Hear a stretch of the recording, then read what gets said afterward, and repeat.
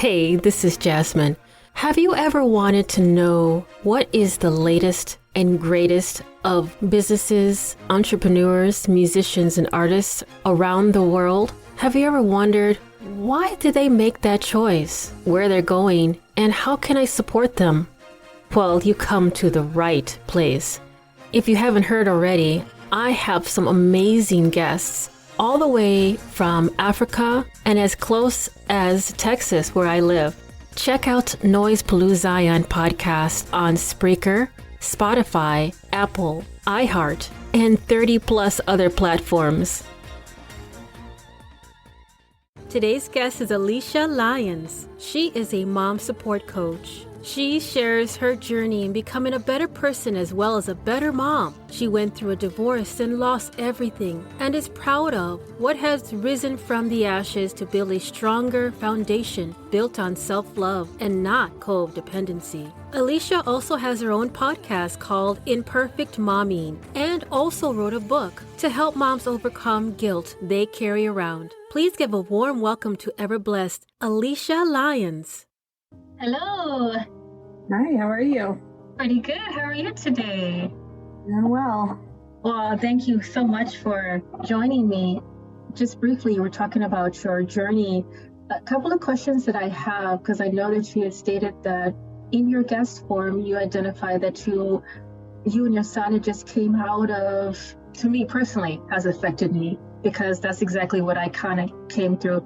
A horrific couple relationships. The last one I actually did get married to, and I just saw all the red flags, and I just kept thinking to myself, like, I was already damaged from previous relationships. So I thought that all the things that he was doing was considered a norm. Like, oh wow, he's just so considerate. He's always looking out for me, which actually in translation was he was very over possessive. Mm-hmm. And he was just having a bad day, and he gave me flowers, and he's trying to make up for what he did. He knew he was wrong, and he's just trying to be a better man. But then he did it again. Oh, you know what? Maybe it was just not. Maybe I just said something that triggered it. And it just kept going like that all through my whole marriage. And I'm like, what? Why do I have to feel like I have to be constantly on eggshells? Why do I have to feel like that I can't be who I am? Like this endless cycle of continuous toxic relationship, one after the other. And I have 3 boys, so a portion of my kids have seen the worst and the best, because they were riding along as well in these situations. And it really affected me, because once it started coming, it was starting to bleed into, even though it was a physical, violent, abusive, emotionally, spiritually, all those abuses were all on me. When it started bleeding into my kids, where he was starting to inflict the same type of thing, I was like, you know what? That's when I had an eye-opening experience. And I was like, I can defend myself, even though why would I even put myself in a situation where I have to say I can defend myself from the one that I love? That's an oxymoron in a sense, right? That sentence. But when I started seeing it happen to my kids, I was like, that's when I snapped out of it. And I was like, that's enough. Mm-hmm. So, tell me exactly about your journey and how you came from my story. How did you come from that to being a successful businesswoman who has a stronger foundation? You have this self-love, and you said you're no longer being a codependent. Can you tell us the journey that you had? Yeah. And it is a journey. It's important that people understand that there's not this light switch that you turn on and you're like, where we think that it is, where it's like, I'm going to turn this light switch on and now I'm done dealing with XYZ, whatever that is. Maybe it's codependency. In my current relationship, we've been together almost 6 years. And when I was looking for my next relationship, I started looking for a man that I would be proud of my son growing into. Because as a boy, you look to your father figure as how to behave as a man, and you look for a woman that's like your mom. And when I first heard that, I cringed, because I didn't want him to grow up to be like his dad. And I did not want him to have to deal with someone like who I was. And but it's a journey. And even in this relationship, I started out I had a little bit of that codependency. It's funny, some of the things that you were saying actually kind of triggered a conversation that I had last night with my boyfriend, where he was irritated with me and my interaction with the dog and my son. And he said, man, I just love coming home at night. And that kind of passive aggressive comment was really triggering for me. And so I went outside, I went for a walk. I was hot, but when I'm hot, I know that that's not the time to have the conversation.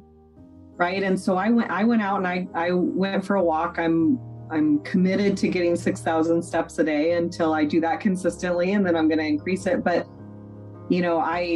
I was going for the walk and I was thinking in my head, how am I going to approach this? Because I want him to know how those words make me feel, because it's not the first time he said it. And it's the first time it really triggered me in the way that it did. And I believe that when the trigger appears, the wound is ready to heal. And so I came into the house after I had calmed down and I said, honey, I would really appreciate it if you didn't use those words, because you want me to not walk on eggshells in this relationship. He's communicated that to me. He said, I want you to be yourself. But when you say that phrase, that triggers me into past relationships. It triggers my insecurity and it makes me want to walk on eggshells so I don't upset you. Mm-hmm. And if we have a real problem where you actually don't want to come home at night, let's address that issue. But that phrase, all it does is trigger me into this emotions. And he started to get defensive until I said, if there's a real problem, let's address the real problem and let's talk about it. If I'm being too negative, then let's talk about it. Right. And we settled on, you work on your positivity and I'll work on mine and we'll come together. And, and in this conversation, he realized that he's been a little bit negative. And because he's being negative, he's seen my negativity a lot more. Right. So that didn't really answer your question, but I wanted to kind of bring that in because one of the things that he said was, we are not the only people in this relationship. Me and him. I have a past of people that I've been in a relationship that are in our current relationship, and he has a past that's in our current relationship. And we have to remember that there are things that previous people would do. And I think the term that I used was passive aggressive POS is, some people that I've been with. And it's like, that's not who I want to be with. And that's not the relationship that we have. And so if there's a problem, let's address it. Mm-hmm. And most people don't come into a conversation that way, right? Mm-hmm. They say, how dare you? And like I said, even what I said was a little bit triggering to him. And he started to get defensive. And then I said, let's address the real issue if there's a real issue. That phrase it hurts. It hurts a lot. Like it really makes me feel like you don't want to be in the relationship. Right. And I know that that's not how he feels. Right. Yeah, absolutely. Absolutely. I mean, just you listening to you talk about some of the things that unfortunately, a large percentage of women have gone through, and men as well. I mean, the little things that mean so much to understand that we all come from walks of life that we've had previous relationships. Unfortunately, we have, as women, that we have to be strong, and I'm not even sure if there's a way to have a big old POS manual out there for women to, to carry around in their purse. It's like, okay, red flag, but you being a coach yourself, what are the things that you deal with as being a coach for a prospective customer? Can you tell us a little bit exactly what you do? Mm-hmm. Yeah. Well, I want to touch on the POS manual for a second, because honestly, we all have a POS manual. Like our brain does that for us because our brain, it wants us to be safe. And so we like to throw around the term of narcissist or whatever other buzzwords are out there. In reality, there's no way to spot the person that's going to harm you. Mm-hmm. All we have is our past experience, and we can't avoid the liars. The thing that we can do is know that we're going to be okay and work on us being okay with when we're lied to. So in my relationship with this is not answering your question, but I will get there. That's okay. With my son's dad, he just like you, put the cards on the table. This is who I am, and I will not change. And if you can't deal with that, then move on. And who I was at that point was okay with who he was. It wasn't until I became a mom that things really started changing in our relationship.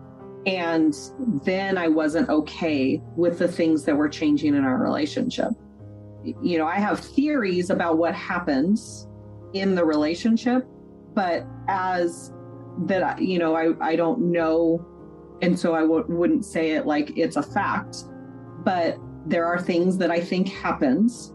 And I had postpartum depression. I didn't realize it for 6 months. I was not someone who was in touch with their emotions at all. You know, growing up in my family, it was like, Alicia cries too much. And so I tried my whole life to not cry. I have never been successful. I have never once stopped tears coming out of my eyes. If they were coming, they were coming. Mm-hmm. But now, like, I've learned how to express my emotions so that I don't get to the crying stage as easily. But I still get there. I cried last night when I was talking to my boyfriend, and I was still trying not to because, anyway, I digress. So, he put his cards on the table of this is who I am. I'm not going to change. And I changed. And who I changed into wasn't okay with who he was. And there were aspects of him that were changing, not for the better from my perspective. And so ultimately, that's why we split. So that's the problem with here's my cards on the table. This is who I am. I'm not going to change because everyone changes all the time, constantly. We are constantly evolving. Somebody almost hits us in our car going down the freeway. That's changed us. We're a little more guarded now when we're on the freeway, right? Like, we are evolving creatures. But to answer your question specifically, I work with moms who struggle with mom guilt because that's such a huge thing that we deal with. And part of my story was that I left my son with a babysitter who was inappropriate with him. And I did all the things that you're supposed to do on the good mom checklist. Like, here's what, like, I called the police, I called Child Protective Services. I got him therapy to make sure he was emotionally sound. Like, I did all of the things. And not once did I think about myself and how I was being affected by that situation itself. And I started feeling really guilty that I didn't protect him from that situation. Mm-hmm. And because I was someone who wasn't in touch with my emotions and wasn't self-aware at all, I had no idea that I was creating this guilt. And I have a defense mechanism where I'm going to leave you before you have the chance to hurt me. And so since I had imagined this little boy growing up into a man and coming back to me and saying, how come you didn't protect me? I started pushing him away. The problem was I didn't know I was pushing him away until after I let go of the guilt. I didn't see what I was doing until after I had let it go. And so that's why I'm so passionate about helping moms let go of guilt, because you don't know what it's doing to you until you let it go. Not to mention, when we're feeling guilty, we're not happy. We're not living in the present moment. And so we're missing it. We're like, our children are only this age today. Tomorrow they're a day older. Next year they're a year older. Like we only have today, and we're missing it. Yeah. They're missing the experience of a truly, genuinely happy mom. Yeah. Literally, all I could think of was he was maybe 5 years old, and now he's 20 years older than now. And it's amazing. Like, I agree with you. The majority of the time that I had him by my side, and I had so much guilt of all the things that I was doing wrong. Nobody taught me how to be a parent. You know, I didn't have the proper tools in my tool. And I get it. You know, that's how I feel when it, like you said, like with the guilt, we want to push people away before anything else comes to. But for me, it was like I just kept digging myself into a bigger hole. Instead of finding the way around it, I was always finding a way through it, thinking this is going to be the best thing to do. And come to find out, it was a trial and error situation for me. But for sure. Wow. So yeah, this is, it's an emotional, just bringing this up, but it's imperative for other women to understand that you are not alone when it comes to these situations in life where we have to go through these. And like you said, we do have it. You know, our heart identifies that, you know, is this beneficial for the partner that I'm going to be bringing into my life? Is this beneficial? You know, we go through the whole spiel of, I mean, I do have PTSD. I know that for sure. So I start to freeze up every time I start talking about stuff like this.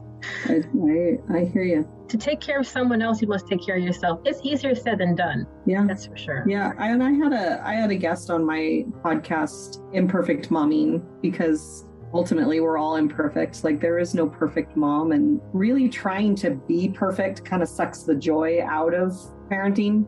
But I had a guest on my podcast that, you know, she said something so beautifully brilliant, in my opinion, that it's like, I would never deny my kids playtime. I would never deny my kids going out and seeing the sun, and I would never deny them food. I would never deny them anything, but I was denying myself all of those things in the name of taking care of them. And to the point where she made herself sick.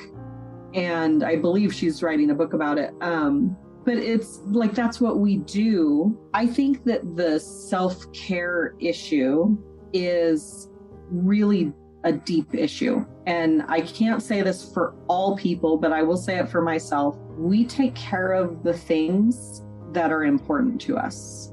And so when we're not taking care of ourselves, we have to really dig in and think, am I important to me? Do I love me? And I really think that it's a connection to self-love when you take care of yourself.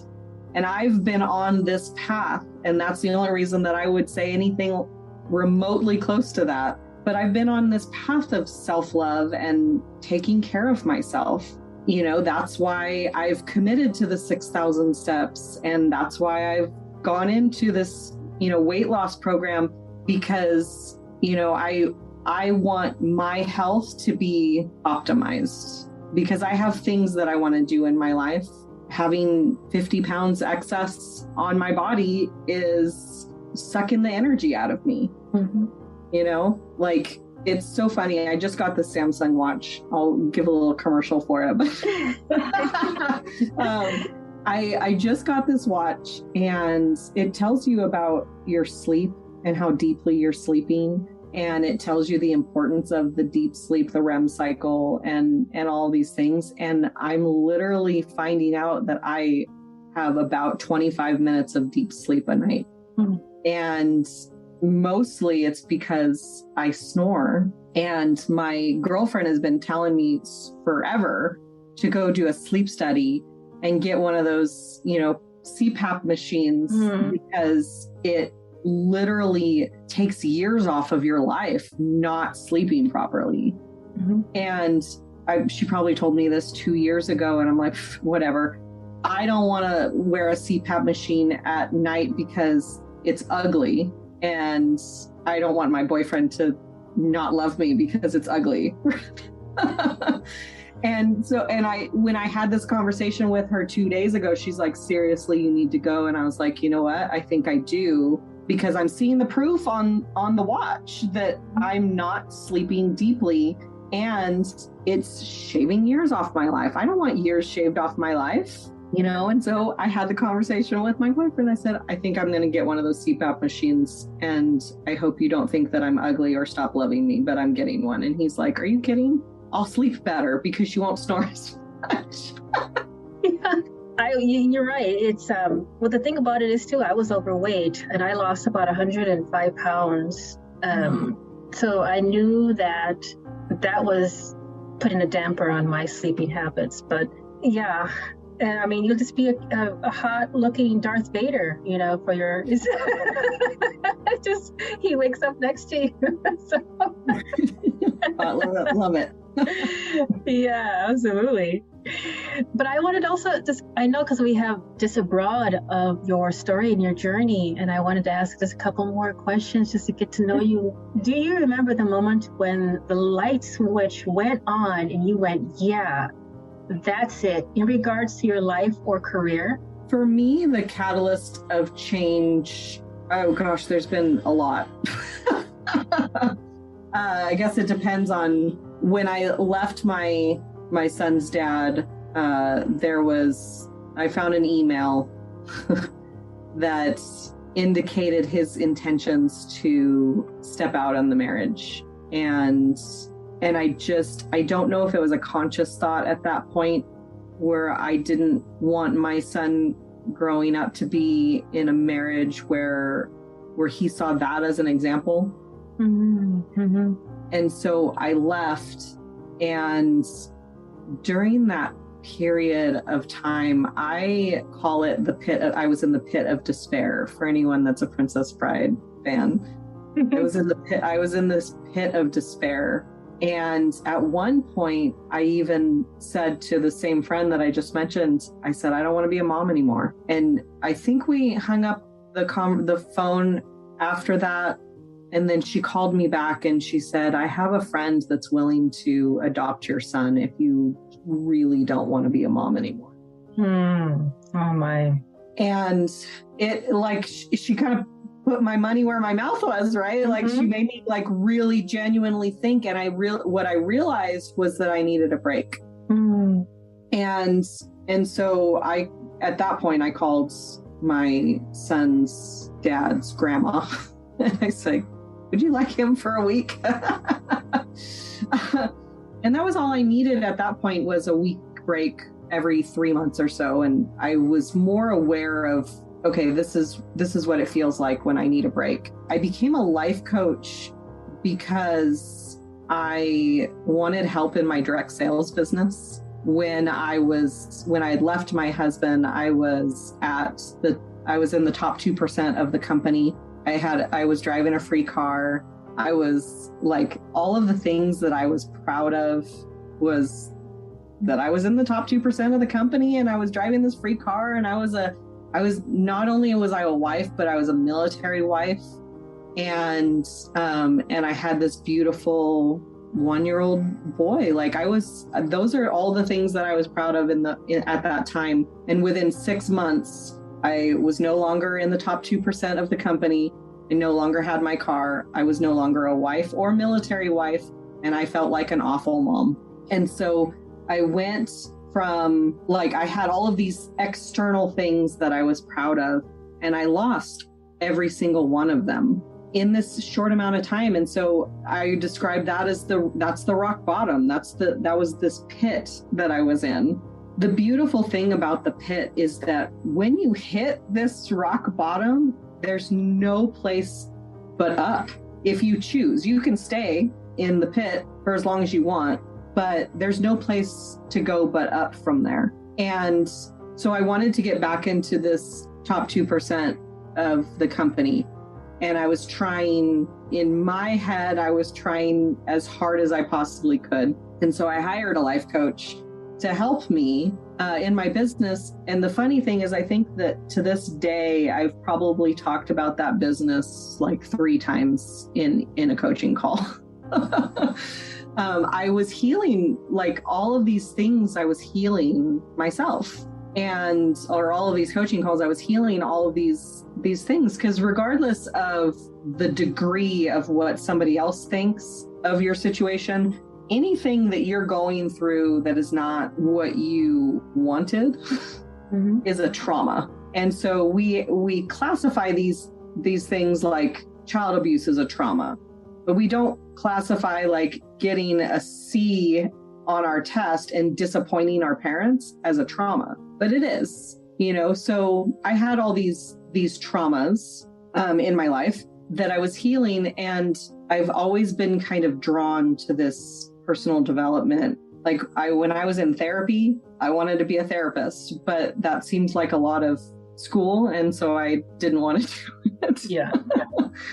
But when my coach said that becoming a coach and learning all of these coaching tools would help me in my direct sales business, I was committed to that business and to making that work. And I went this week-long program, and the very first day, someone said something, and she got called to the front of the room to cry her ancestral tears in front of everybody. And I didn't know that ancestral tears was a thing.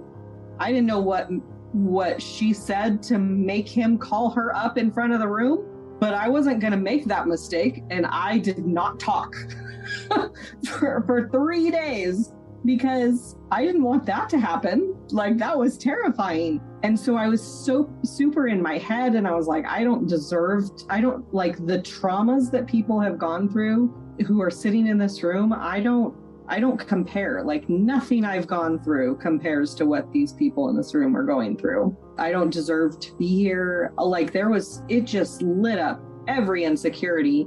And to the point where the facilitator of the program texted me on like Wednesday night and was like, "Are you okay?" Because I stopped talking. Anyway, I digress. I fell in love with this life coaching world, even though I was trying my hardest not to change, not to be transformed. I didn't realize that that's what I was doing, but that's what I was doing. I still was transformed. That was probably the beginning of this self-love journey. Mm-hmm. And like I said, it's not a light switch that you just turn on and boom, now I love myself. It's been a journey, but that was probably the catalyst for falling in love with personal development, falling in love with myself. And after going to this program 2 more times, that's when I always knew I wanted to work with moms, but I didn't know why until I released the guilt. Mm-hmm. Wow, this is beautiful. Thank you for sharing that with me. Wow, so you've lived it, and you have become a much stronger woman in the process. I love to hear stories about women of empowerment, and that you've actually enthralled that in your business, and understanding from the perspective of you've been through that. When you talk with your clients, I mean, they needed a person who can get them to understand that. And you've even mentioned, I think in the beginning of our conversation, that you also wrote a book about this as well, in regards to helping moms with their guilt. Can you tell us more about it? I published it and then I republished it. So it has 2 different titles, but the current title is Good Moms Don't: Ditch the Guilt and Find Your Happy. I've always been a writer since I could put sentences together. When I started, I knew I wanted to work with moms. I started interviewing moms to kind of figure out like what they were struggling with. I heard guilt in every single conversation. I started writing down, like what they were feeling guilty with. And it kind of started out like a blog article. So the chapters are very short. And I did that somewhat intentionally because moms are busy. I wrote it in a way that you can kind of jump around to specifically your issue. So I covered about 13 issues that moms struggle with. And it was just because that's where my confidence was in my coaching ability at that point. I didn't have the confidence to open my mouth and have words come out. Mm-hmm. I've obviously gotten over that. Yes, you are doing absolutely better than I am right now. That's for sure. But and you're doing beautifully. But that's where I started, was in writing. I started my blog before I wrote the book. The book took about 6 weeks to write. I polished. It took another 6 weeks or a couple months to polish, and I released it in April of 2020, right before Mother's Day.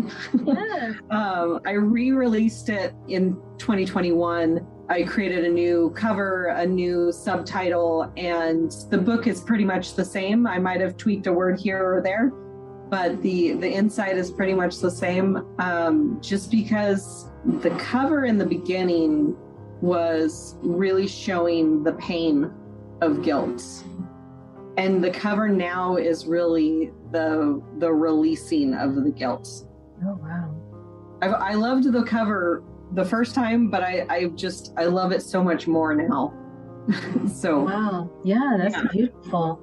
Listeners are wanting to know more information on how to purchase your book. Where are they able to go? My website's the best place to go. It's AlysiaLyons.com, AlysiaLyons, and there's a book tab, and it's linked to Amazon. Eventually it will be in hard copy again, and it'll also be on Audible as soon as I sit down and start recording the audio.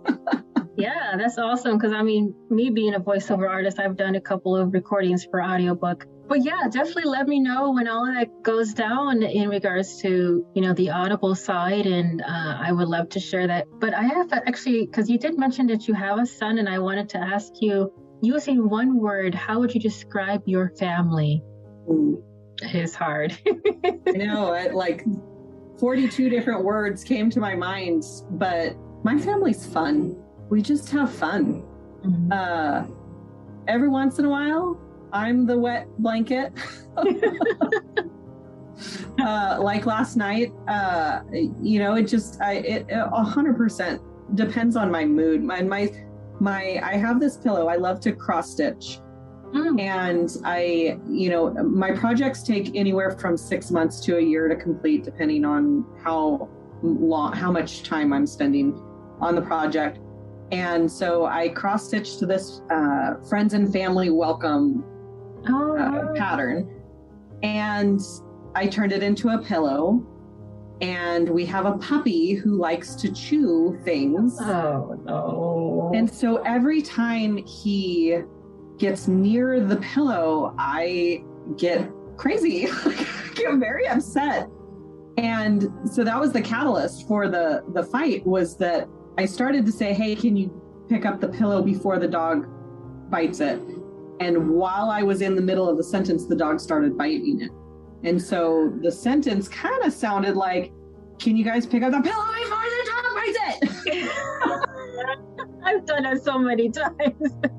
And I wasn't yelling at them. I was yelling at the dog because, I wanted him to stop. And then my son grabbed the pillow and he threw it at me, and it hit me in the face. Oh. And so I was already in the escalated mode. And so then he knew that he hit me in the face and that I wouldn't appreciate that. And he immediately went into sorry. And that's when my boyfriend made the comment. And I was like, I realize how all of that came out. I'm not perfect. In fact, I express frequently that I'm imperfect. Mm-hmm.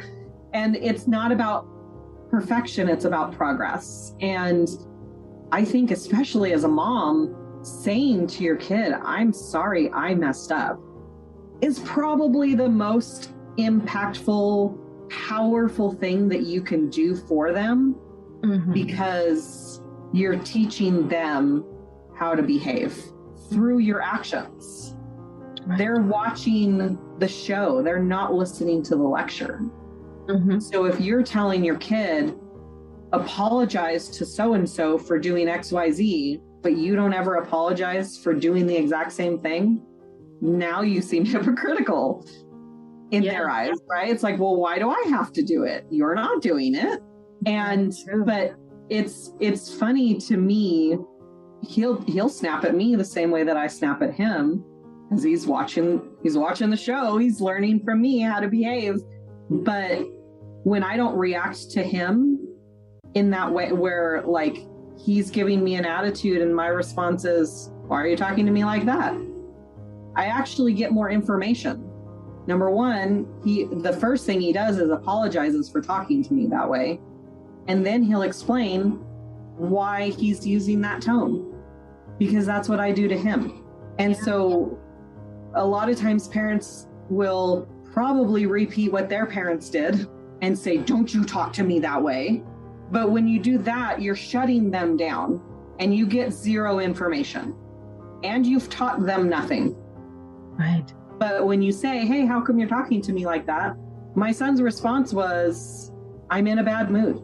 So now I have an apology and I have new information. Well, why are you in a bad mood? Would you like to talk about it? In that instance, the answer was no, because the person he was mad at was sitting right there. And he didn't want to talk. He didn't want to talk to that person.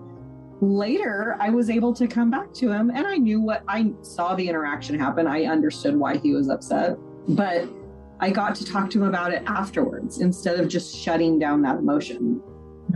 Yeah. One of the things that he's such a smart kid. Oh my gosh. But there's times when he'll ask me something. I'm like, you know what? In the same aspect as your son, you say, you know, you identify that you're sorry and explain it. There's times where he'll ask me like, how many constellations are in the galaxy, or how many universes do we have? And I'm like, honey, I really don't know. You know, even though you try to play it off like, yeah, I know how much there is, but to be honest, honesty is another thing that I like to express to my son, because I've noticed that kids start doing fibbing and little white lies, and all of a sudden it's a flat out being pathological liars down the road, because they think, well, my mom said one thing and I found out that she was not even telling me the truth. I'd rather have me say, you know what, I don't know. Let's find out together. You know, that was my way of doing it as well, because, yeah, so, and I think you even mentioned that was it your son that was identified as autistic, or was that your guess? No, my son is 9 and he's on the spectrum as well. But for me, I was coming in blind. I didn't understand why it was a lot of rage and a lot of anger. He was a slow development in speech. He did a lot of grunting. He'd do a lot of pointing, you know, but now I understand how to deal with it. And it actually, like you said, even though we want to not change, we change with everything in our lives, from an incident in the traffic, like you said, an accident that it might have occurred, and you swerve just in time, and you know that's an impression of you changing. You've evolved from that situation. Same thing goes with our children. I've learned to take a step back. I was so short patient and irritated by, why are you acting like this? Why are you being this way?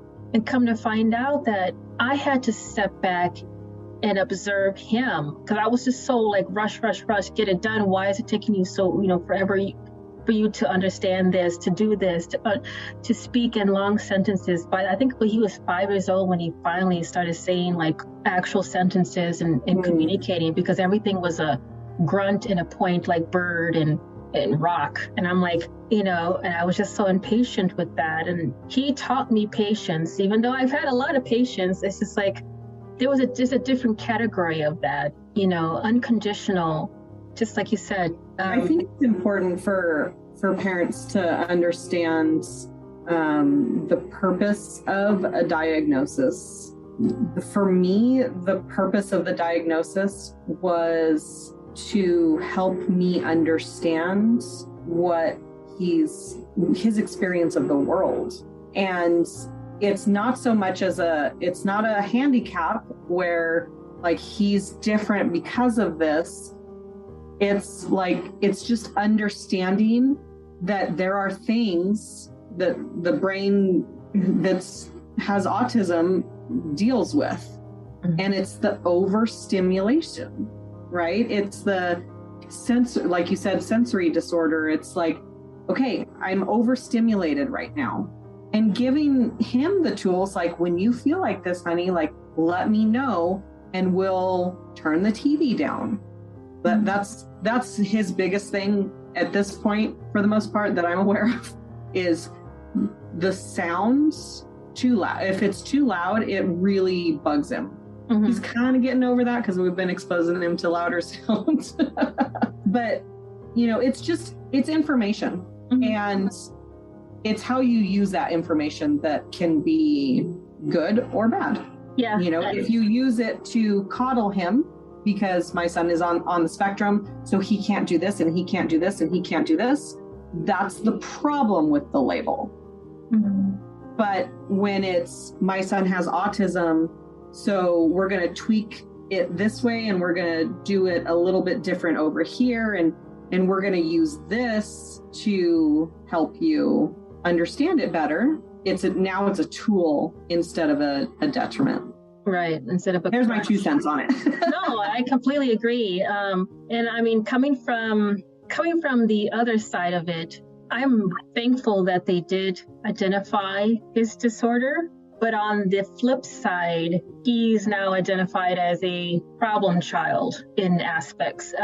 Not me problem child, but everybody around me that doesn't understand what are the quirks and what are the nuances that go along with being a sensory processing disorder child. He's problem. Nobody wants to play with him. He has no friends. He doesn't understand boundaries. So he's constantly touchy on people and think that's inappropriate, or he shouts a lot so people don't want to play with him because he's just obnoxious. So I had that side of it. Yeah. And I don't want to coddle him, but he's asking, like, why does nobody want to play with me? So I have to deal with that as well. And that's another thing that it's really, really hard. But as time gets better, like you said, getting them involved and gradually stimulating the environment by him, it's smells, different types of fabric. He can't eat particular types of food because of texture. So I've gradually kind of like, hey, you know what? I'm going to try this. You just take a taste off the spoon, something completely different. If you don't like it, that's cool. At least you tried it, high five. At least we stepped over that wall of, I won't try it at all, get that away from me, to I'll give it a taste and I'll give you thumbs up, thumbs down kind of a thing. So yeah, completely true. So, and I guess there's one last question, because I know that we've gone over our time, but it's just, we have so much information. I'm really enjoying this conversation that we're having. One last thing is that, what is the single most important talent you would like your son to have? Honestly, I want him to try hard things, because I would say that that's one thing that is a struggle for me. I was talking to a friend the other day and explaining, like, how I jump from project to project to project. And she said, it sounds like when the project gets hard, you abandon ship. And I'm like, it's true, because when I was growing up, if someone asked me to do something, I would just whine until that person did it for me. Mm-hmm. Not very many people pushed me past that. And the ones that didn't really do it in a positive way. And so what I see in my son is that same thing, is like, if something gets hard, he really, really wants to learn how to code a video game, and it's hard. Mm-hmm. And he really wanted to learn how to do a backflip, but it's hard, And so he kept doing the backflip. There were lots of tears, and he kept doing it, and he kept doing it. And now he can do it. The coding, like, we're taking a break for a bit, but we're going to come back to it because it's something he really wants to do. And I think that that's one of the things that really builds your self-esteem, is trying hard things and then overcoming them and doing them. Mm-hmm. And I resist doing things like it's the plague. Oh yeah. And when somebody comes to me with a new idea, I'm like, nope, I don't. If it sounds hard, I don't want to do it. Sounds like me almost. Yeah. Right. But then eventually I'll do the thing because there's leverage that forces me to do the thing. And then I'm like, oh my gosh, it's the greatest thing ever. Like putting subtitles on videos. I didn't know how to do that. I struggled with, or if you had asked me 6 months ago, do you know how to video edit? I'd be like, no. And now I have a podcast. I have been, I do some VA work for my life coach and one of the things they needed was video editing, putting subtitles on videos. And I'm like, oh, okay, I'll figure it out. And once I figured it out, it was like my favorite thing to do for the next 3 months. Like, exactly. Yeah, I'm in the same boat too. I was like, it's like a love-hate relationship with technology, but I've always been drawn to technology, the newest technology things. And my son's doing the same thing where he's doing a coding thing as well. We got him into tinker.com, something like that, to do all the coding. So, but yeah, it's that is so true. So true. Now, can you tell the listeners in closing, I guess, if I've missed anything that you'd like to say in closing, anything additional that you'd like to tell the listeners? I think the most important thing is understanding that our personal development is a journey, and that, a lot of times I think people get frustrated with personal development because like, I'm dealing with this again. Why is this still a problem? Why am I still feeling guilty about XYZ? Why am I still yelling at my kid? Why, that's the one piece of advice that I would just give all people, moms specifically, that it's a journey and it's not about perfection. It's about progress. And I spent so much of my life wanting people to think that I was perfect. And I was so unhappy. And now, like, 90% of the time, I have no idea what's going to come out of my mouth when I open it. I don't know for 100% fact that if you get on a call with me that I'm going to be able to help you. But I do know that I'm going to try. And I do know that if you're willing, that we can work it out, and if you're willing, you can heal. So yeah, wonderful. Thank you again, Alicia. This has been beautiful.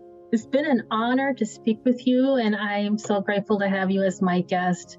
Sounds good. I appreciate you having me on. Yes, ma'am. Well, you have a wonderful weekend. Thank you so much again for your time. Absolutely. You too. Thank you. Bye. Thank you for listening to Noise Pulu Zion podcast. If you yourself is a small business owner, entrepreneur, musician, or artist, or liked what you heard, please share and follow. I am on Facebook, Twitter, TikTok, Instagram, and YouTube, or contact me at www.jasminecastillovoice.com and stay tuned for the next upcoming episode.